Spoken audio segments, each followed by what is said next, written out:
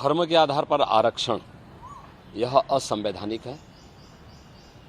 बाबा साहब भीमराव अंबेडकर जी ने भारत की संविधान सभा में इसका पुरजोर विरोध किया था, लेकिन उस सब के बावजूद कांग्रेस और उसके सहयोगी इंडी गठबंधन से जुड़े हुए दल हैं, इन लोगों में एक होड़ सी लगी है मुस्लिम आरक्षण देने का। और कांग्रेस का इतिहास तो इस मामले में बहुत दागी रहा है।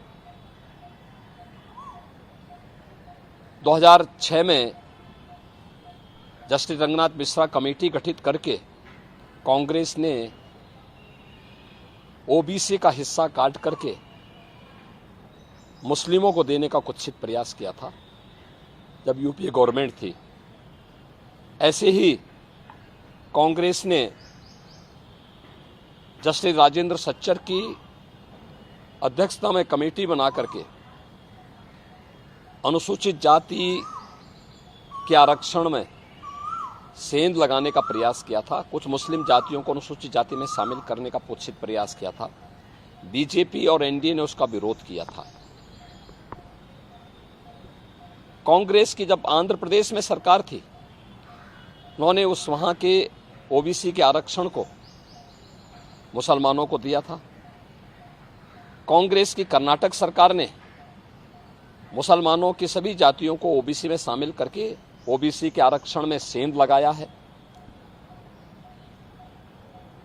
वेस्ट बंगाल के अंदर टीएमसी ने 2010 में 118 मुस्लिम जातियों को ओबीसी में शामिल करके पिछले 14 वर्ष से लगातार ओबीसी के आरक्षण के अधिकार पर उन्होंने पूरी तरह एक प्रकार की डकैती डाली है। हम धन्यवाद देना चाहेंगे कोलकाता हाईकोर्ट को, जिन्होंने टीएमसी के इस प्रकार के असंवैधानिक कृत्य पर जोरदार तमाचा मारा है और धार्मिक आधार पर आरक्षण असंवैधानिक है बात स्पष्ट कहते हुए उन्होंने सभी मुस्लिम जातियों को इससे बाहर किया है। इसी प्रकार से बिहार के अंदर लालू जी पहले ही बोल चुके हैं कि मुसलमानों को, सभी मुसलमानों को आरक्षण मिलना चाहिए। इसका मतलब आरक्षण कहां से मिलेगा? यह आरक्षण यही ओबीसी और एससी एसटी का आरक्षण में से ये बांट करके मुसलमानों को देना चाहते हैं। और समाजवादी पार्टी तो अपने जन्मजात हिंदू विरोध, अनुसूचित जाति, जनजाति और पिछड़ी जाति के विरोध का नाम ही इन्होंने बना दिया, उसका पर्याय ही बना दिया है।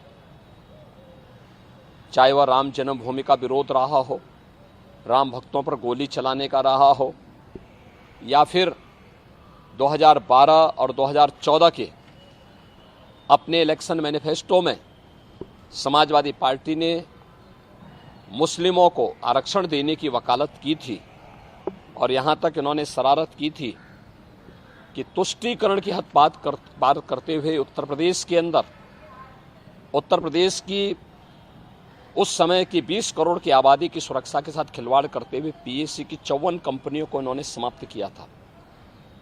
और उस समय इन्होंने पीएससी की भर्ती जो निकाली थी उसमें इन्होंने प्रयास किया था कि 15% मुस्लिम आरक्षण हो।